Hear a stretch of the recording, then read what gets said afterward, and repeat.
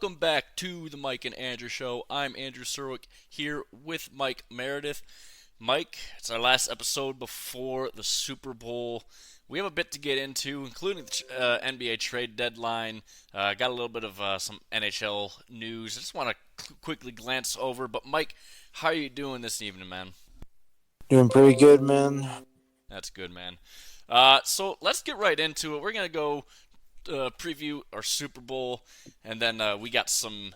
We're gonna do a prop bet casino here, but let's get into it.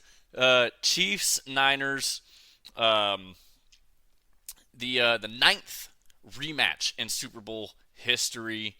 Um, in this one, Niners a 1.5 point favorite in this game. They opened at 2.5. It's gone down to 1.5. Um, it's it's gonna be a very interesting game, I think. It's gonna be a very low scoring game. I feel like both these teams, it's strength on strength and weakness on weakness. Both these teams very very very good in the run game. The passing game hasn't been the strongest this year for either of them. Um, and both their defenses are really really good.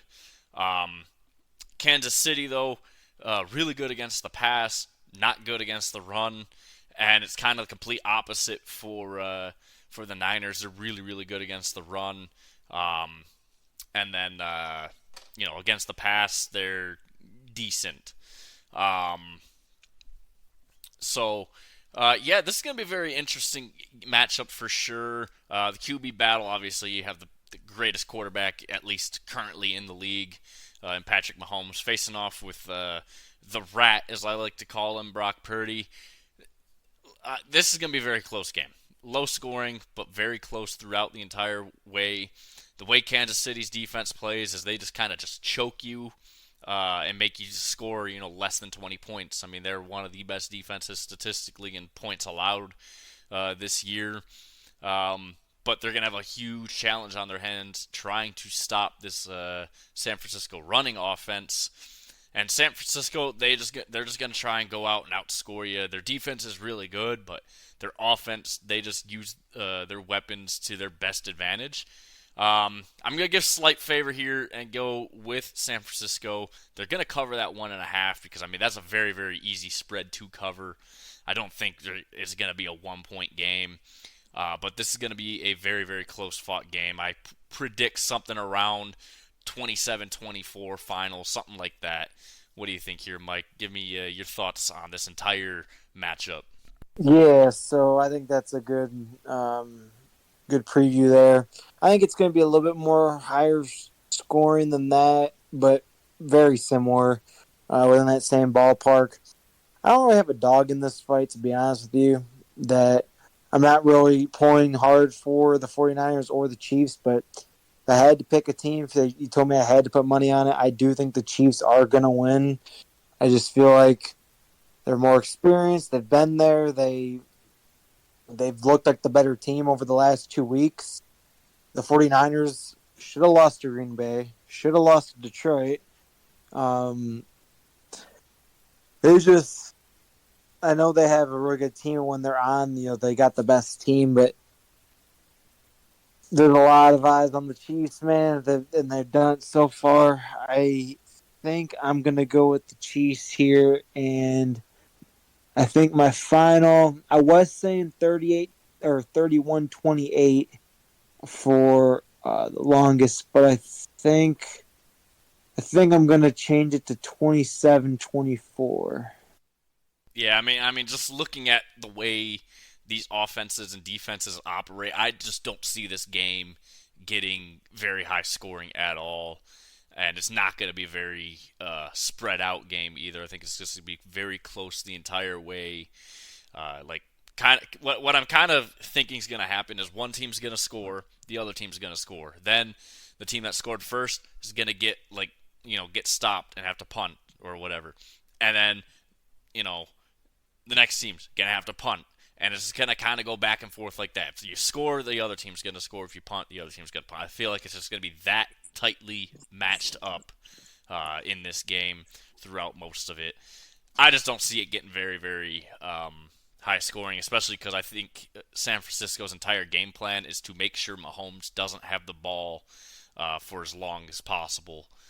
Because if you give Mahomes the ball for very long, you're probably going to lose the game. So keeping your offense on the field for San Francisco, that I think is their biggest priority, is just use McCaffrey all day long and make sure Mahomes stays off the field.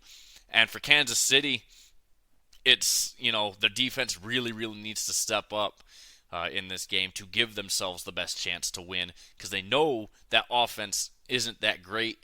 But if they can get some big key stops, a couple turnovers, they can win this game no problem. So it's going to be very close, I think. And it's going to kind of just go back and forth with either scoring or punts. But that's the way I see that. Your thoughts on that? Yeah, I kind of agree with you that it's going to be kind of that back and forth, and it's gonna be close, man. I think that that these two teams match up pretty well. Like you kind of said, they kind of have the same strengths and the same weaknesses in the way that they play. So kind of tough, man, because just trying to decide who's got the advantage here. I mean, like Kansas City's defense has been really good recently all year. Same with San Francisco. I mean, San Francisco's defense was looking really good. Now they haven't been as strong in the last few weeks, but yeah, I think that both these teams, man, they're definitely capable of putting up some good, some good. What's the word? Just like it's gonna be tough to score every single play, and I think that these two teams it's gonna be close, like you said, all game long.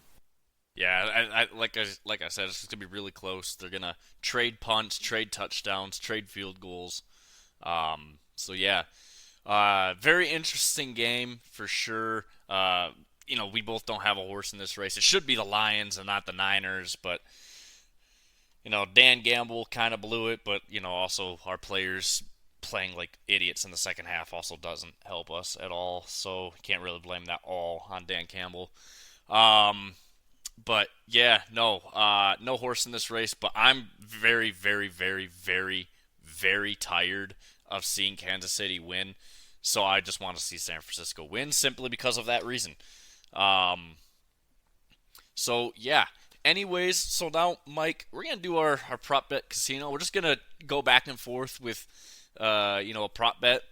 You know, you ask me one, I answer, and then you give your answer, and then I'll ask you one. We'll just keep going back and forth on that. So let's get into it. You start us off here, man. All right, man. So I know that you kind of said that you were looking more on the FanDuel side, and I was gonna be looking more on the DraftKings side here. Well, they have this.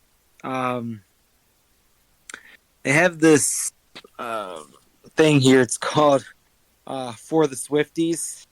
So basically, they bother. For fucking. They did like this whole thing on different Taylor Swift songs, and let me pull it up here where they have a whole bunch of different prop bets. Here we go. So the first one is 22. So any quarter to have 22 plus points scored. What are you thinking? I mean, that's a pretty insane number. Any quarter to get 22 or more points. No, yeah. I am not betting that one. I'm not betting that fucking bet at all. Both these teams are barely going to score over 22 points in this game, I think. So, no, I don't think you're going to see 22 points scored in a single quarter combined. No way. Yeah, the odds right now are plus 400 at yes. So, I mean, I guess the money isn't too bad, but yeah, like you said, it's just very unlikely. Look, it's very enticing value at plus 400, but no, no way we're getting that much points in a single quarter. There's no way. All right, so my first one, we're gonna have a little bit of fun with this one. The kick of destiny, man. Last year, Gronkowski just barely missed it left. Is he making it or missing it this year? Man, uh, I got faith he'll make it, man. Let's go. Let's go. Yep. I think he's making it too. I'm trying to win Yes, sir. I'm trying to win my share of $10 million on FanDuel for this one. So yeah, no, I think he's gonna make it. He barely missed it last year. I think he's gonna make it this year. All right. So, like I said, I'm just gonna keep going through the rest of these ones that they have here. They're all in the same category. Anti-heroes. So Brock Purdy, 250 plus passing yards and 2 passing touchdowns at plus 200. Not taking it. Not taking it. Nope. I think he's gonna throw for one touchdown. I think Christian McCaffrey's gonna get two touchdowns here. Bro, yeah, McCaffrey's for sure gonna get his TD. Uh, I think he was at like a minus 200 or 230 or something like that when I saw to get in the end zone. I mean, he always gets his TDs, so he's going to be first priority before even Purdy gets a passing TD. Yeah, I don't think I think he'll be the first 49er to score a touchdown in this game, but no. Yeah, I'm not taking that one. Um, what's gonna happen first? Touchdown or sack? I think sack, man. Like you kind of previewed this with us, but in the last 10 Super Bowls, I think it happened 8 times where a sack happened first. So I'm gonna go sack, man. Yeah, I'm going sack on this one. I always bet sack for this prop. Um, it's just statistically speaking, it happens more often in the Super Bowl first than a touchdown. But yeah, 8 out of the last 10. Yeah, it's higher than the average rate. I think it's like 60% of all Super Bowls have had a sack before a touchdown. But we're trending currently around 80%. So yeah, um, yeah, that's a very it's a very interesting stat. I like this one a lot. I'm taking the sack though. Yeah, I agree. Now this one I have for you is a very interesting one because again, if you think it's going to be a close game, this definitely has a lot of potential to happen. The odds are pretty crazy with this one. So uh, it's referred to as blank space. Travis Kelsey to score an octopus. And I did not know what that was at first, but when looking it up, it's when the player scores a TD and ensuing on a 2 point conversion also scores. And the odds are a plus 3,000. So um, put $100 down and win 3K if Kelsey gets a touchdown and the Chiefs go for two and he gets the 2 point conversion. What do you think on that one? I'd probably put like maybe like $5 on that just for fun. I'd probably end up losing that bet. I mean, it's very, very Yeah, rare that that happens. But maybe it I happens think someday. if it hits, that's $5. What would be, you said it's plus 3,000? Plus 3,000. So put $5 in there and see what you would get for that. Because I'm interested to know how much you would get for that. Yeah. So let's see here. So $5 would win you 155. So basically, you win 150. No, that's not bad for a $5 bet, right? Yeah. Yeah, but so here's one that is interesting. Um, will there be a scoregami? A scoregami is a unique Yeah. final score in NFL history. Will there be one? It's plus 2,500 for yes, minus 10,000 for no. Yeah. So I love the scoregamis. I love following those. I don't think it's going to be though. I don't see any. I feel like to be a scoregami, there's something crazy is going to have to happen, like a bunch of safeties or miss extra points or something crazy to where the score is just off. So I'm actually not hoping for anything too crazy. I actually have squares this year, two squares. One is 3-0, and the other is 8-1. So I got pretty favorable numbers there for early in the game and later on. If it ends like 31-28, or first quarter could be 10-3. So, um, but yeah, I sadly I don't think it's going to be a scoregami. Yeah, no, But the I odds are nice there. I mean, yeah plus you got 2,500. $5. Yeah, I would put probably $5 on that, just praying that something happens. Probably lose that money too, but I'll make it back up in actual bets that I'll make that are serious. All right, so the next one we have here is the Deja Vu. Kansas City Chiefs to win by exactly 11 points. This is when they last played in the Super Bowl. KC, I guess, beat San Francisco by 11 points. So that's another plus 3,000 bet here. No, absolutely not. I don't think it's gonna. I think it's gonna be within 3 points. The final score. So no, it's not gonna happen. Yeah, I got to agree because that one's just too. You have to be so like head on. There's no room for error. Like for them to win exactly by 11 again, like I said, you have to have everything go your way, and it has to be exactly the score has to be. You can't have anything fluky or anything. Like I said, I guess it could happen, but yeah, I think I'm fading that one as well. Even with that good To of get an odds. 11-point spread alone, to win by 11 points in the NFL, you have to have either a 2-point conversion scored or a safety. So I don't think we're gonna get that in this game, but you never know. All right, my next one here: total yardage of all touchdowns. So basically, all touchdown plays combined, what their total yardage is. Over under 73 and a half. Hmm. Damn, that's kind of tough, man.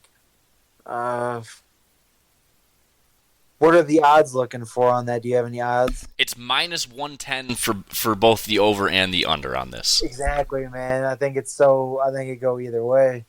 I think I'll be optimistic and say over. I usually am on the optimistic side when it comes to betting. When it's minus 110 either way, I try and be optimistic and actually root for it rather than root against it. So I'll go over. Yeah, I'm gonna go with the over on this one. I feel like there's gonna be a one very very big touchdown play, and then the rest are all gonna be from inside 10 yards. And if you get 150-yard touchdown play, and the rest are 8, 9, 7 yards, somewhere around in that range, you'll go over that no problem. So yeah, I'm gonna go with the over on that one. Yep. So I'll because like I said, there's actually a lot on this page, so I'm gonna skip over this next one because we kind of already went by it. But the next one that I'll just skim is Fearless Brock Purdy to throw for 300 yards, 3 passing TDs, and San Francisco to win. It's at plus 1,000. I think we agree. We both fade on that one. Just No, Brock Purdy's probably not going to get the stats. But absolutely so not. next one is 15. Patrick Mahomes to get 15 plus rushing yards plus 215 plus passing yards at minus 140 odds. What was that again? So Patrick Mahomes to rush for 15 or more yards and to throw for 215 or more passing yards at minus 140. I'll take that. I'll take that. Put that with a make that take that into a parlay because I mean you're not going to win money by making that bet alone. I'll take it though. I mean 15 yards I think is very very possible, and he's going to throw for over 200 yards. So yeah, I definitely take that one, put it in a parlay, and call it a day there. Yeah, I mean, I like that one as well. I mean, Mahomes is going to scramble on at least, you know, I would say probably 5 plays and get some good yardage there. That probably covers the 15, and then 215 passing yards, unless his receivers just drop balls again like they were all year. Um, and the one thing I actually kind of wanted to ask you, because I haven't heard much on it, but are they sitting Kadarius Toney for sure in this game? As far as I'm concerned, Yeah. yeah, he's not playing in this game. Yeah, because I know that he's made a whole thing that he's not hurt, but yeah, at this point, if you've won without him, and he's been the whole bad luck charm the whole year, does I wouldn't even play him. Yeah, what's funny about that is people that aren't heard about it won't go on social media and say they're not heard about it. Like, yeah, dude, you're hurt, you're upset. Sorry that you suck. Yeah. Well, we already know you're not going to be on the team next year. You don't Yeah, even deserve there's a reason why Giants fans celebrated when he left. There is a Yeah. big reason why Giants fans were out in the streets celebrating when he left because he's that bad. Man, we're going to get into the trade deadline for NBA, and there's a player who, man, let's just say the Pistons are rejoicing right now that we finally got rid of him, man. He's on that Kadarius Toney type vibe. All right, I'm gonna go start doing a little bit of player props here for us. We'll just go with simple stuff. Patrick Mahomes over under 262 and a half passing yards. Again, tough, but if I'm going to go over on 215, I might as well just ride it out to 262 and go over. I'm taking the under here. I think he'll get somewhere in the realm of 230. I don't think he gets to 262. Okay.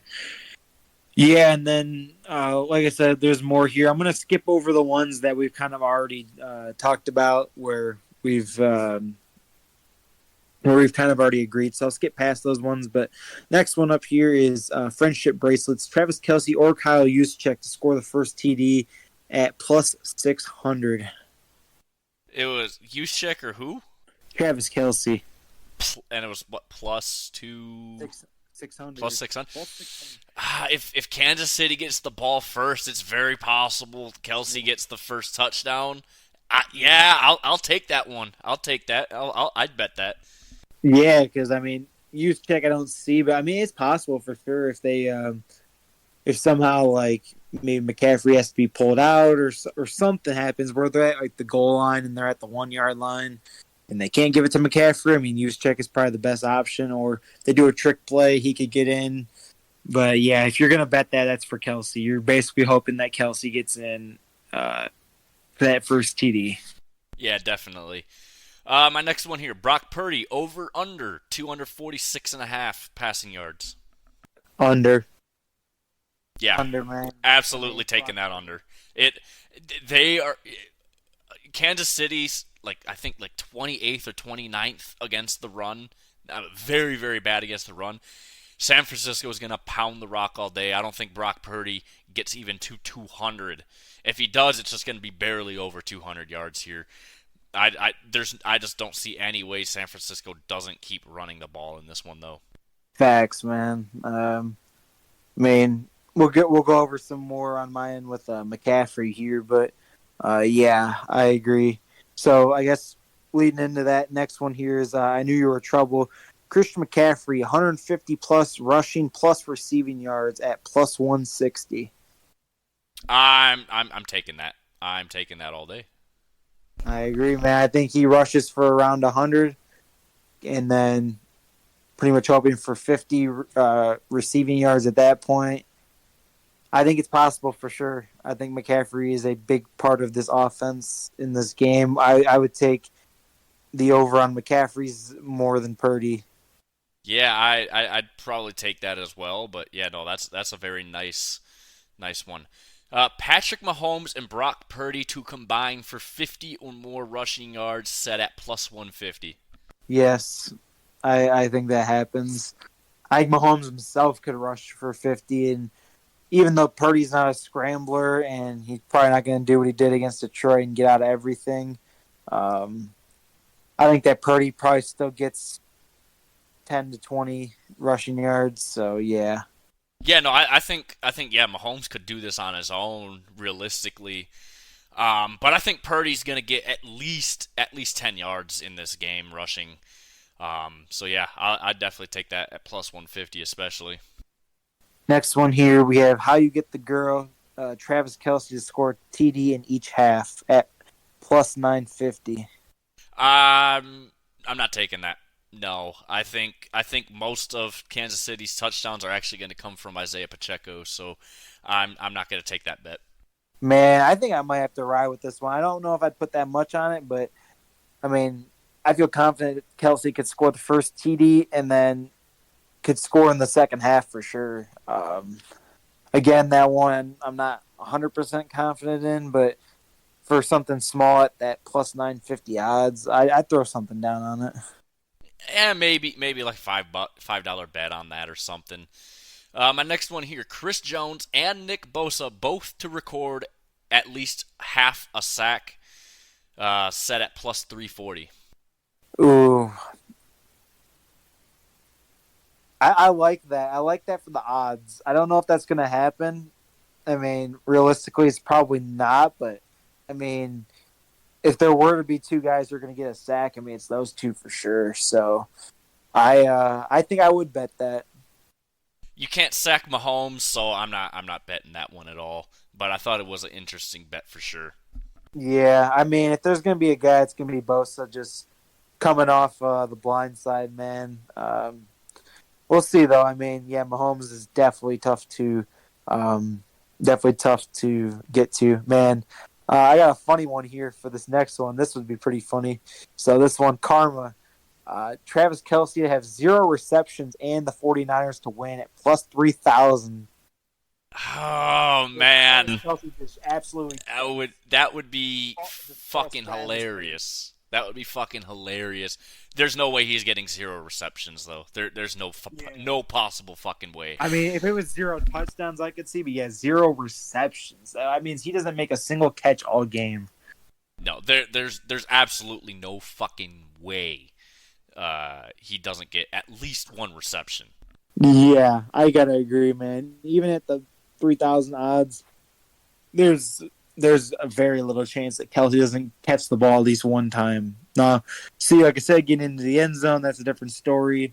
Pacheco is going to get a lot of that work, and Rashee Rice can definitely get targeted in the end zone. So I could see that not happening, but to have no catches at all, I mean, he'll probably catch the ball on the first play if the Chiefs get the ball. Yeah, no, that's the way I see that. I don't think there's any way he doesn't get 1 reception in this game. I'm not. I mean, wouldn't. He's probably going to get targeted probably 10 times. I'd put $1 on it and be upset that I put $1 on that because I literally wasted $1. It's that's such a stupid bet. Yeah, that'd be funny if it happened, but like I said, just so slim. I think it should be like more. I think it should be like a plus 5,000. To be honest, I think they should set the odds higher for that. That should be at like plus 20,000 if I'm being completely honest, dude. I mean that is Unless Kelsey tears 10 Achilles in the first. Right. Like literally, as soon as he makes a cut on his first route, he just fucking collapses because his knee gave out. There's absolutely no way. So my next one here, jersey number of the first touchdown scorer over under 19 and a half. Okay, what number is Pacheco again? I think he's 30 if I remember correctly. And then McCaffrey's 23, right? Yes. I mean, I'm taking that over, man. I mean, there's only one player in this entire game. Debo, right? Oh no, two players in the game that's under the number 19 and a half, and that's Mahomes and Debo. Yeah, because I think Debo is 19, and then Mahomes is 15. Yeah, they're the only 2 eligible scorers to to score. It's very possible, but looking at all the receivers and all the running backs, I see it's very, very much more likely that it's the over. So the over's at minus 110, under's minus 120 though. So they're saying it's more than likely over 19 and a half here. I agree. I think it is. Yeah, I think it's going to be that over 19 and a half for sure. Yep. So next one I have here is, look what you made me do.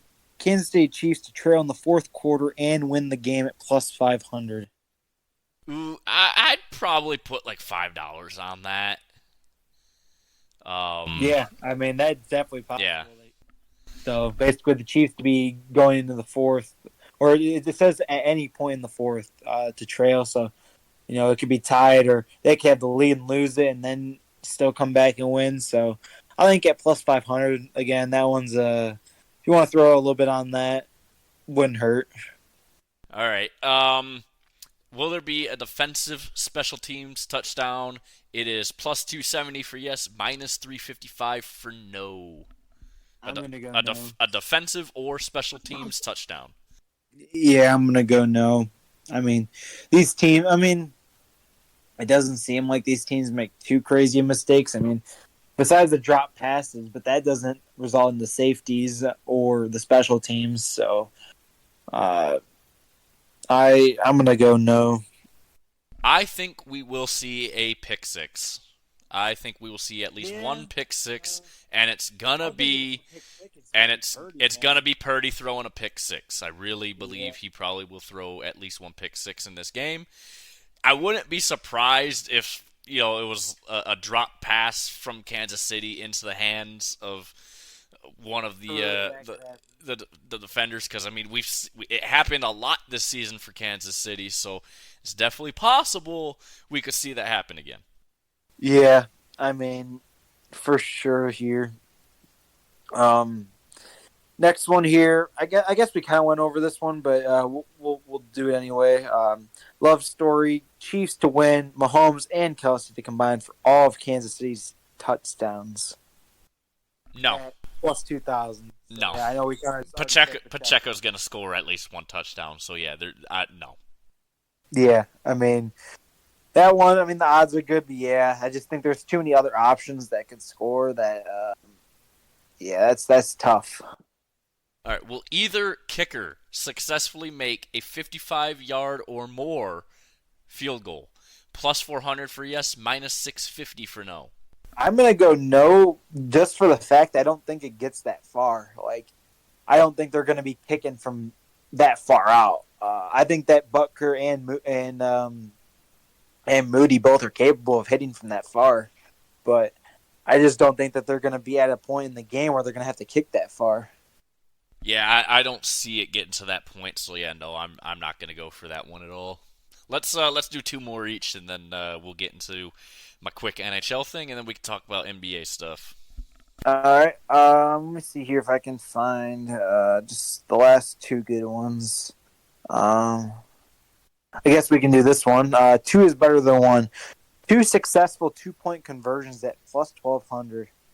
No, I don't think there's going to be a single 2-point conversion in this game. So yeah, no, I'm not taking that one. That's if you really think the 2-point conversions are going to happen. That's a really good one to pair with the one we talked about earlier with Kelsey and the Octopus getting a TD followed by a 2-point conversion. I guess if you are really optimistic in that, I think those two pair well together. But other than that, nah, man, that's tough. Two 2-point conversions, man. Yeah, it's tough. No, I don't think that's gonna happen. I mean, if you really want people to score 2-point conversions, sure, go ahead, pair that with an octopus prop. I mean, there's a prop on FanDuel here. It's just any player to score an octopus. So, if you really want that one, you can pair that with that or whatever. But I don't think. Well, FanDuel doesn't have any of these Taylor Swift ones. Distance of the first successful field goal, over under 38.5. Damn, that's tough. So, do I think that because at that point you're in the red zone, and if you fail, then I mean it's probably going to be less than that number. But if you go down, man, that's a good line because I'm just wondering if I think I'm going to go. I think I'm going to go with over 38.5. I think it will be like a 40-yard field goal. I do think that these teams, while defense will be a factor, I don't think they're going to struggle too much in the red zone to where they're going to have to kick a ton of field goals early in the red zone. So I think first field goals from 40 around the 40 to 45-yard out. Yeah, and this is the first successful field goal. So, but yeah, I think I'm gonna go with the over on that. I mean, 38.5. Yeah, I mean, that means you're down right inside, or just barely inside the 20-yard line. So yeah, I think that think you'd have to be kicking for 39 you'd have to be kicking for the ball would have to be down on the actually it wouldn't even be in the red zone. You'd be at like the 22 yard line for a 39-yard field goal. So yeah, I think that's very possible. I don't think I think the first successful field goal could be not in the red or the ball being down, not in the red zone. So yeah, that's yeah, I'll take that over all day.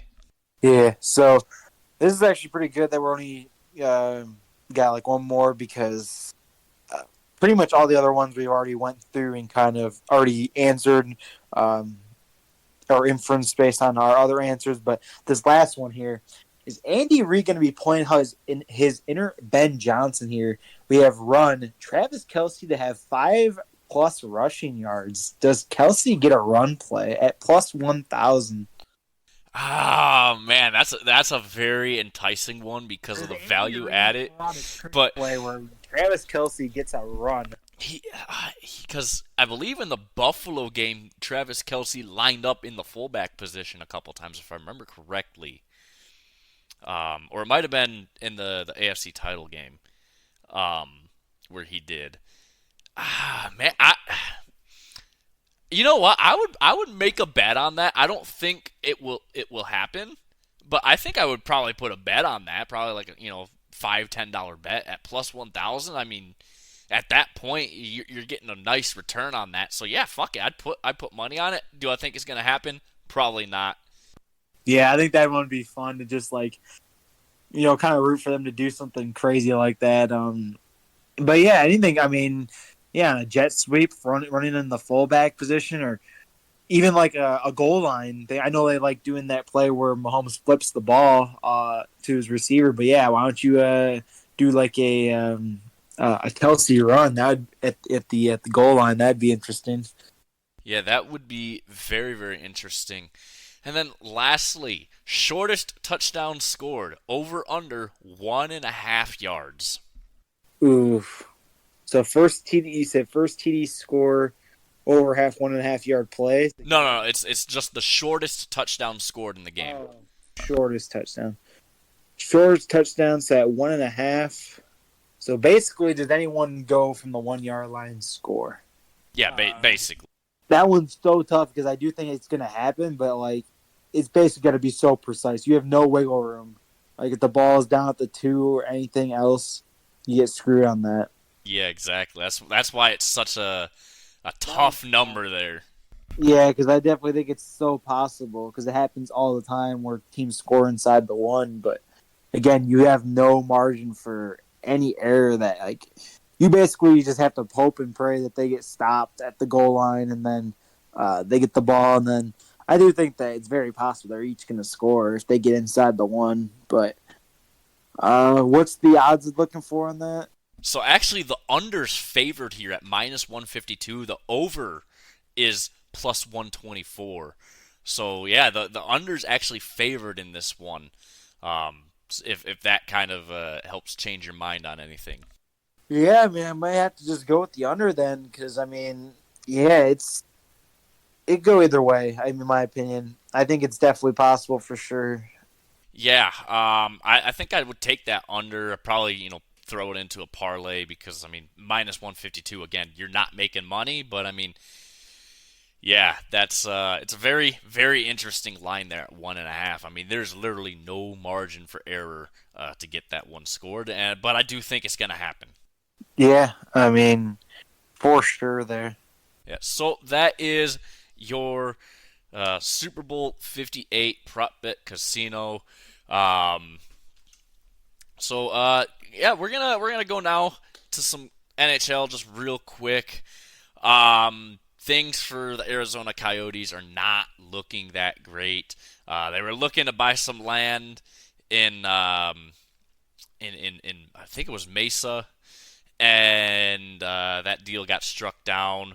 So now they're basically on their last grasp of hope right now.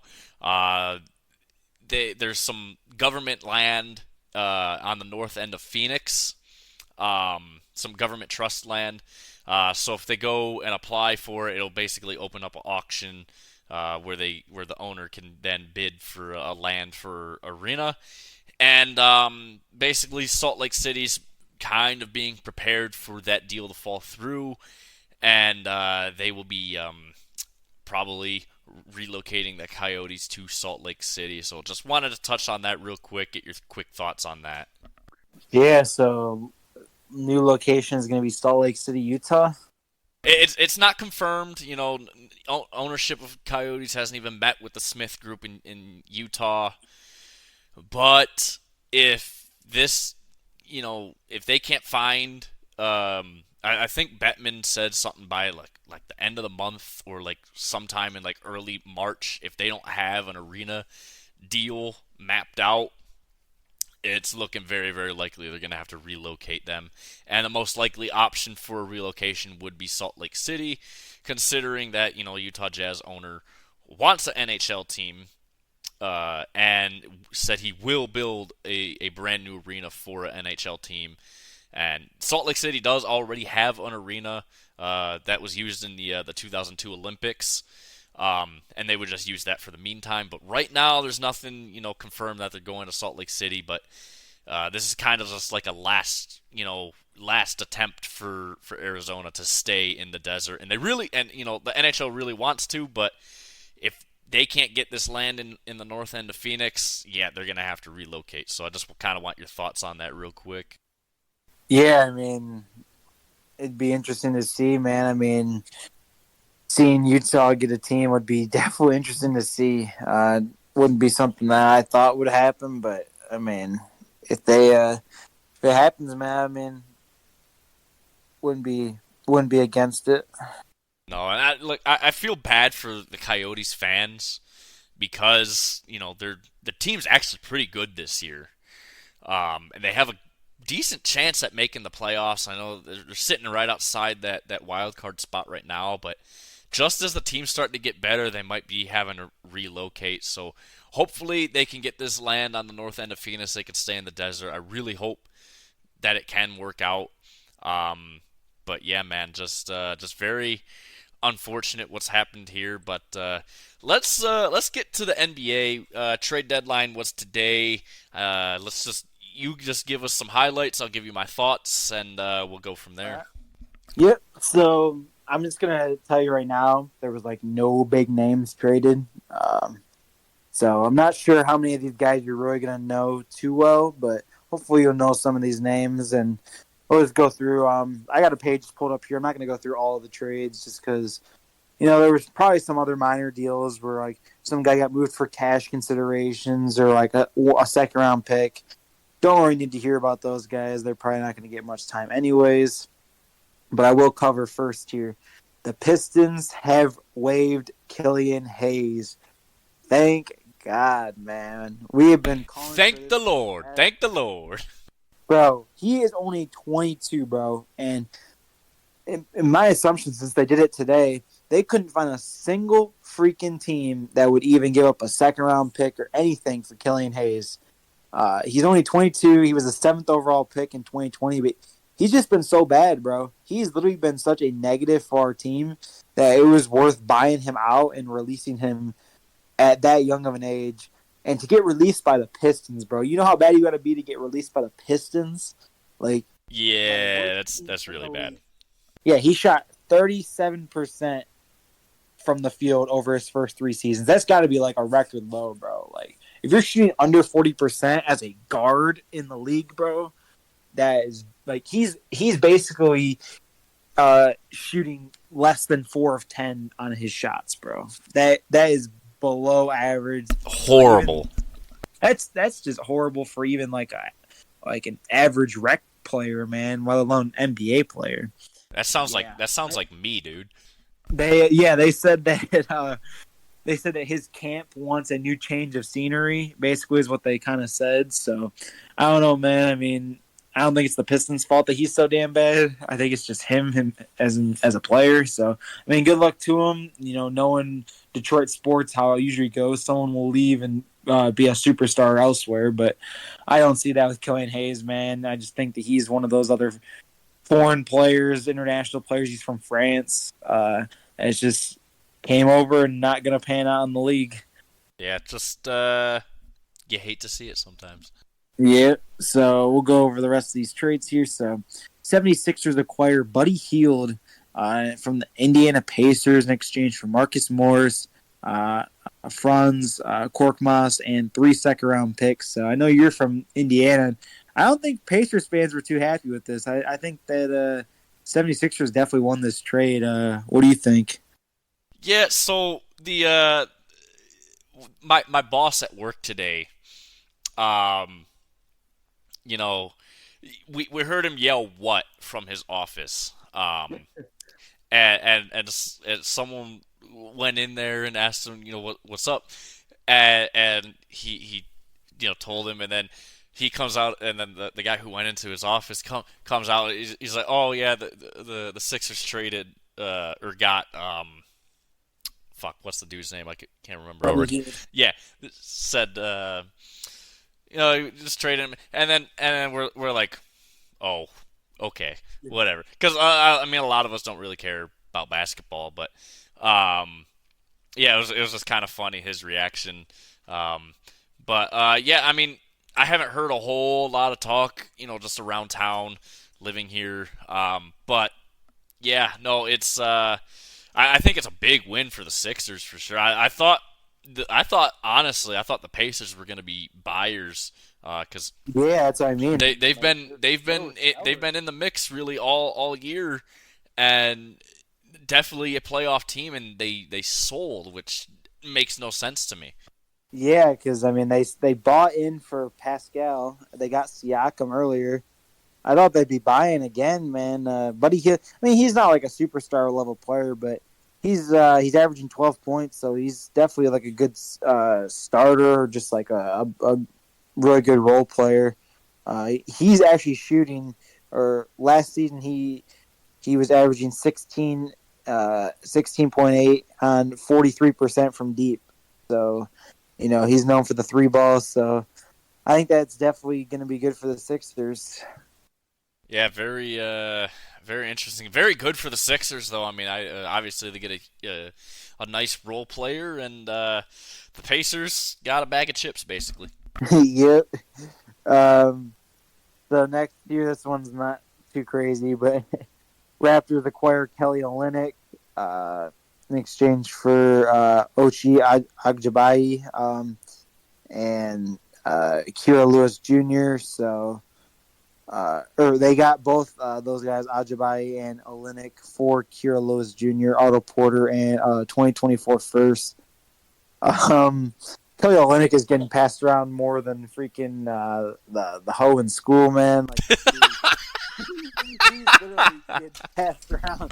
And there's another guy too who got traded today who's been getting passed around like the basketball, bro. Like Savannah, if you know, you know. Yeah. Yeah, basically getting passed around every trade deadline, it seems. So, Olynyk, I mean, he's averaging 8 points. He former Piston. We used to joke about him all the time. He's just like a funny looking dude, man. Do you have any thoughts on this one? No, nothing really. Barely. I mean, you know me. I barely know anything about the NBA, but just kind of sounds like all I know is the Raptors are really bad, so I assume this was just kind of a good trade to whoever they traded out for. Yeah, I mean, yeah, I think that probably the Jazz won this one, even though Olynyk is kind of the featured player here. To get the first round pick in exchange for Kelly Olynyk, who's going to probably bounce to another team anyways after this, I think that's definitely solid here. Next here we have the Thunder, and this was one of the other bigger players that got moved at the deadline. They acquired Gordon Hayward from the Hornets in exchange for Trey Mann, Davis Bertans. A lot of people, including myself, thought they should have went for Lauri Markkanen. He's like the big star over in Utah, and we thought that he would have fit perfect with this Thunder group. but they get Gordon Hayward instead. So Gordon Hayward not as good, but didn't have to give up as much for him. So I think it's definitely still a good trade for the Thunder. I mean, Gordon Hayward's averaging 14.5 on 47% shooting. So he's definitely been pretty solid this year. And he's going to be like the fourth option on offense on this team. So I think that his role is probably going to be very similar. So he's not going to be scoring as much, but just playing on a winning team here, I think is good for him. And yeah, man, Thunder making some moves here. I actually like this move for the Thunder a lot. Hayward, another just good role player. Nothing crazy, shooting and points wise, but I think just for the Thunder, the Thunder, I kind of view them as Texas football. They're back. Yeah, bro, the Thunder are back, man. There's actually a four-way tie at the top of the West right now, so the Thunder are one of those teams, so they are looking great. And to add a veteran like this for only giving up Trey Mann and Davis Bertans, and Davis Bertans, I'm pretty sure had a pretty unfavorable contract, so they get off of that contract and to get Gordon Hayward, I think that's pretty solid there. Yeah, that seems like a win to me. Next year, we're going to talk about the Pistons and more about the team that actually won the trade and actually got the good player. So the Knicks acquired Bojan Bogdanovic and Alec Burks from the Pistons in exchange for Quentin Grimes, Evan Fournier, Malachi Flynn, 2 second-round picks. So, of course, here the Knicks definitely get the better player. Bojan's off the Pistons now. Bojan was averaging 20 this year. So his role is definitely going to be shrunk in New York, but I mean, I think he definitely will prefer it for some winning basketball. The Knicks actually have a really good chance this year for the first time in a long time, where they actually have a really good team and they made more moves. Yeah, so the Pistons got Quentin Grimes, who's okay. Malachi Flynn's kind of trash. And then Evan Fournier, don't look up his last name on Google. Don't do it, man. That's all I'm going to say. Hopefully he just gets bought out, man, because I don't see the need for. How do you spell his last name? Dude, don't do it. I'm warning you. I'm very tempted. You made me curious now. Okay, so spell it Fournier.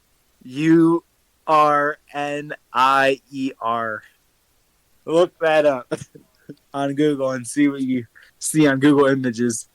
I did not look at images. I just read the description of what it was on Google, and I don't want to look at the fucking images. So, yeah.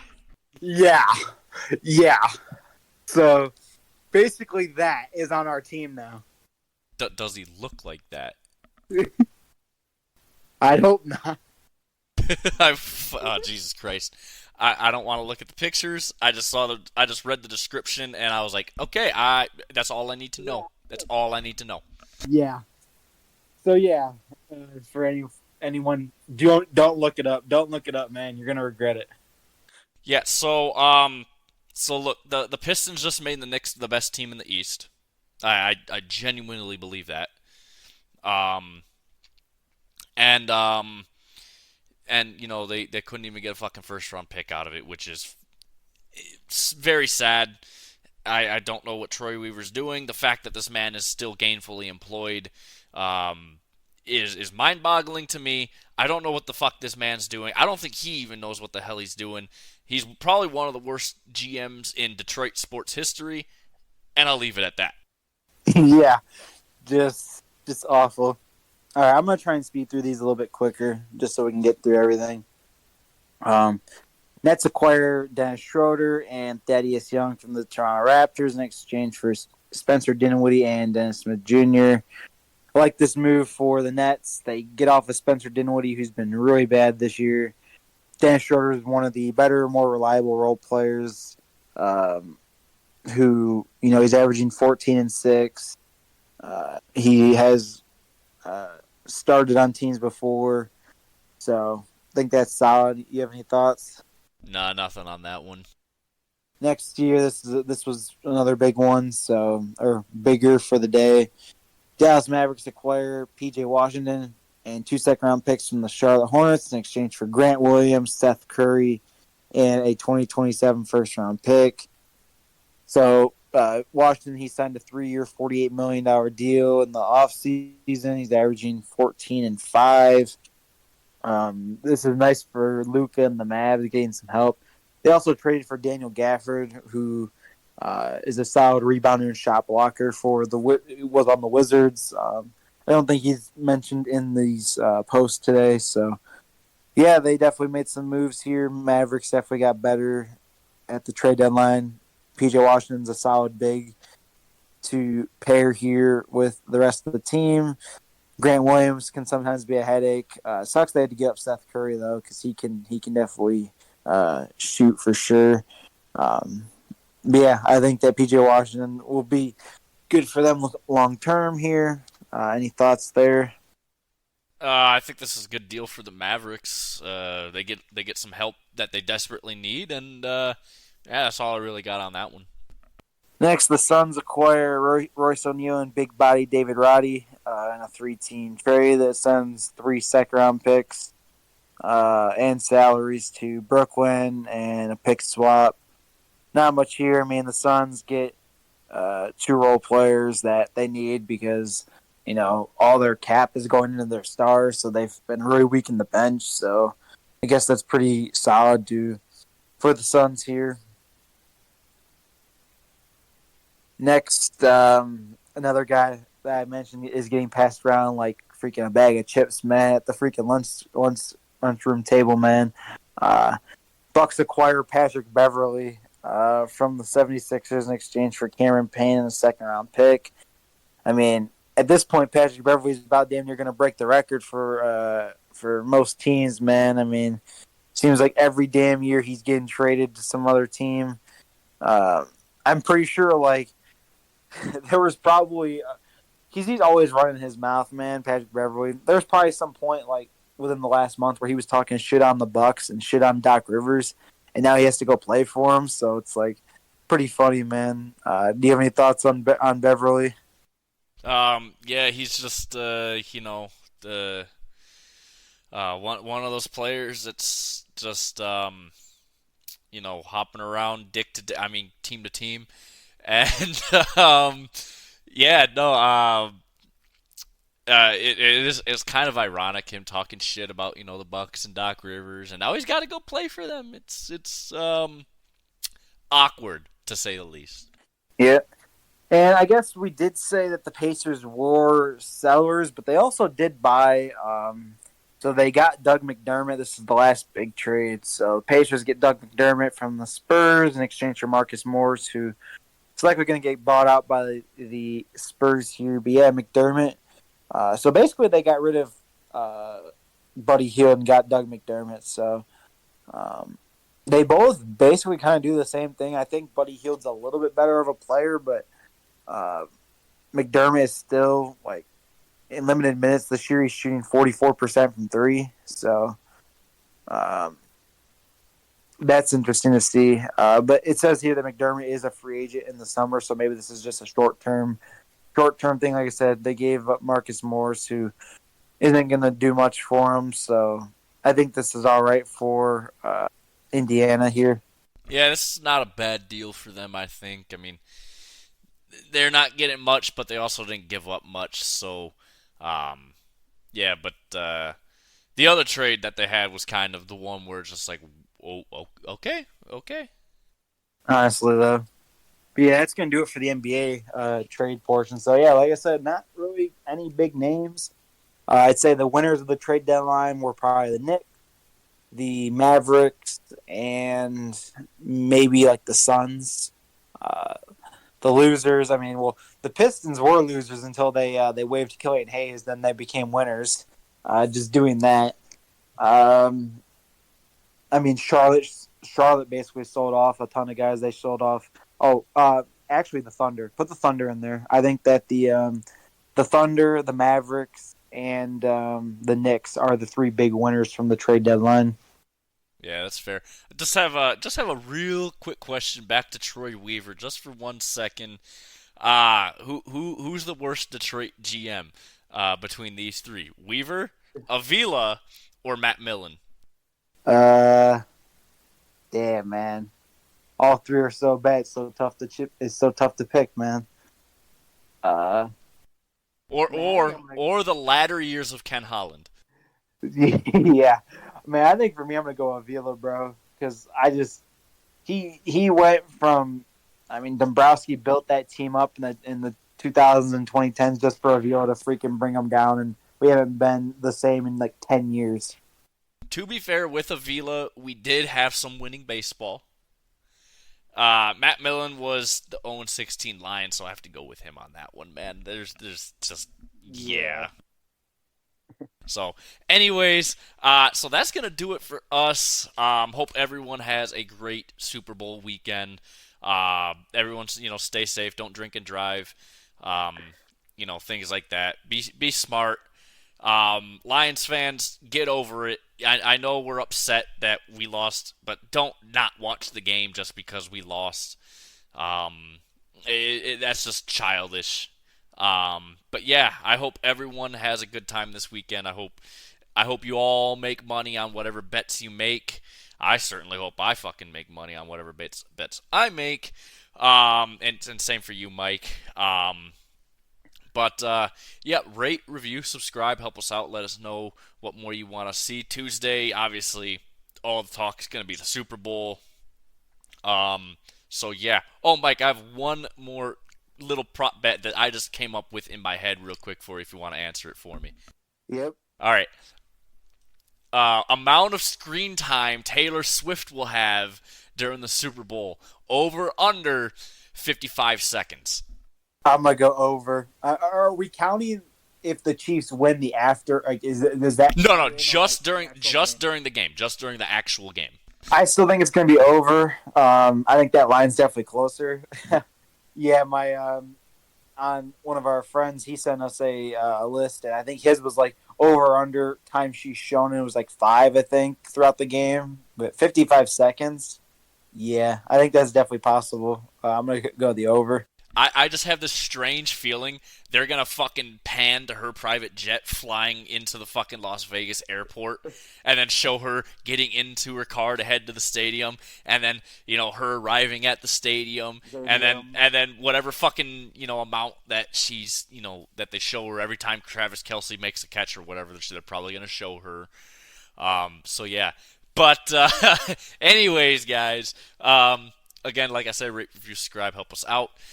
Thank you guys so much for listening, and we will see you guys on Tuesday.